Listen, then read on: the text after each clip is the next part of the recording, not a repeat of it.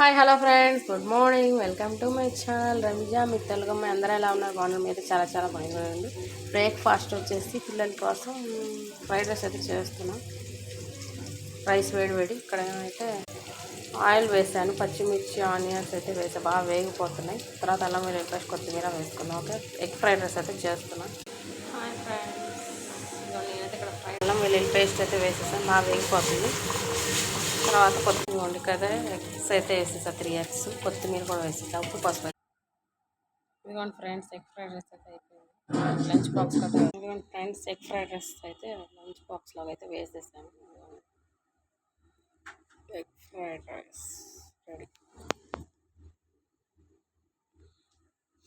ఓకేనా? లైక్ చేయండి, షేర్ చేయండి, సబ్స్క్రైబ్ అయితే చేసుకోండి ఫ్రెండ్స్. Bye friends.